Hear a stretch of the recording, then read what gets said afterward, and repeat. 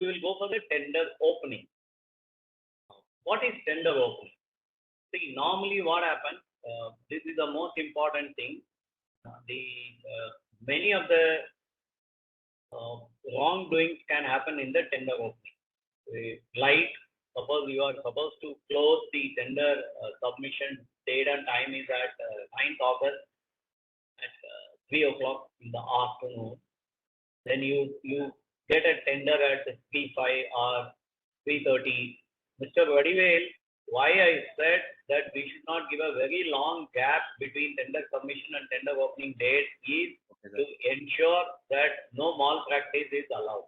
Now you give 10 days time, then somebody's tender will be added in it. Yeah. Normally what we do is we give about a 30 minutes break between the tender submission and tender opening. Why? Because some companies may come and hand over that put in the tender box. You must have seen many companies will have a big tender boxes will be there, right? So they drop it in that. So once they put the tender, they will be waiting in the tender. There will be a tender submission room or a hall. Then everybody will be looking at it. These days we have put CCTVs and all, CCTV cameras and all, to find out exactly whether the organization has gone and closed the tender box at 3 o'clock. Then 3:30 it will be open in presence of people who are there. You give a longer gap, then somebody else can start playing foul. So that is why normally the company should not allow a long gap between tender submission and tender opening. But in case if the tender submission is at let's say 6 o'clock in the evening for whatever reason, maybe the next day morning. So it all depends on the company's this one, and all these things should be clearly mentioned in the RFQ, in the request for quotation. All these things should be mentioned, right? So I think I have answered your question why we should not have a long gap between tender submission and tender opening. Yes, sir. Understood, sir. So please ensure that companies follow it properly. Now, normally what happens, the company should have a policy to designate, say 2-3 people, normally 3 people, to open the tender. There could be one from the materials department or from the contracts department, one from the finance department, and one from maybe the intending department. I mean, junior officers. So they will only, once the tenders are removed, that will be removed by the somebody from the procurement department, that will come to the tender opening committee.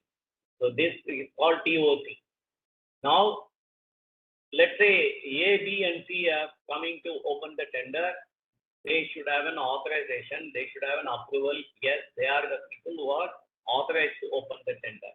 Now they should open the tender, number the tender, and then they put all the page numbers and all. Their job is only that. They are not going to scrutinize the tenders. Their job is to open the tender.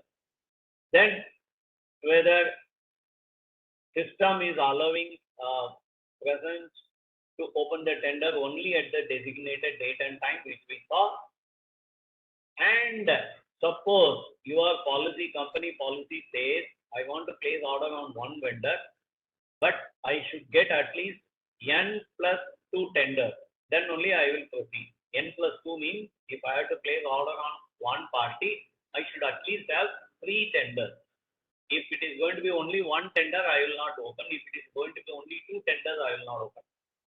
Then I will again give you extension for tender submission. Suppose let us say the number of tenders have come is very low.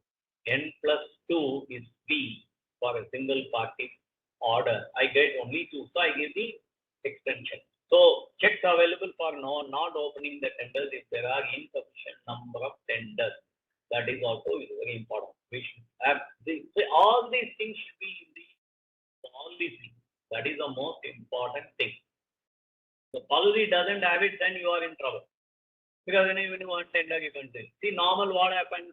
If it says if N+2 tender number of tenders have not come, please extend the due date.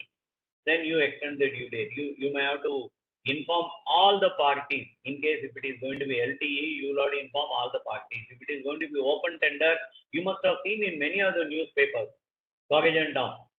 This is to inform that the tender RFQ number of so-and-so company, the tender opening day, the tender submission date is revised from 9th August to, say, let's say 16th August till 3 p.m. You can go through the newspaper. They put it in the newspaper if it is going to be open tender, because they can't reach it to everybody. The company doesn't know who is going to come. So we put it in the newspaper, major English newspaper.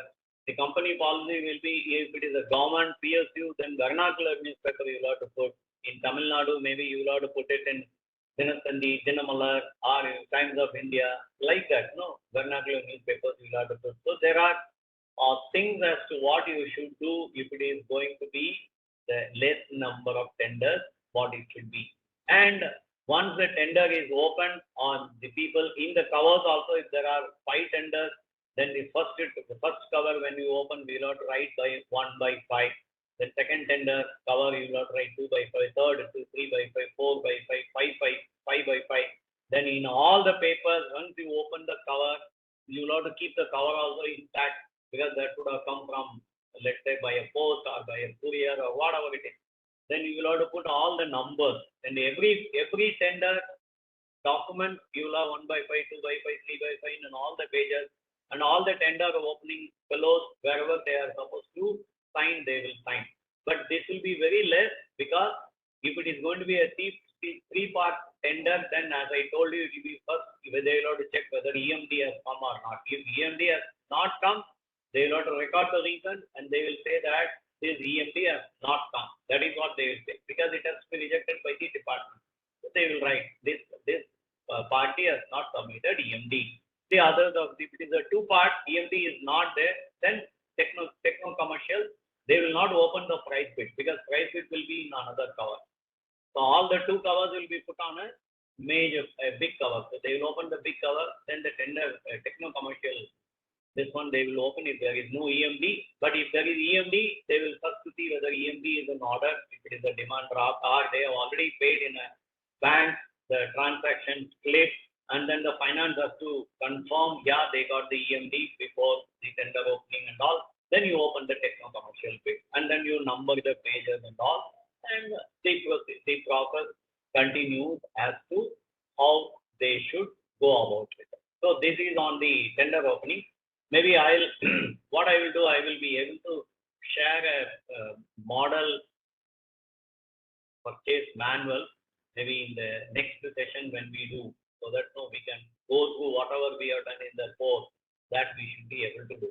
Now, any other additional points anyone wants to say, please?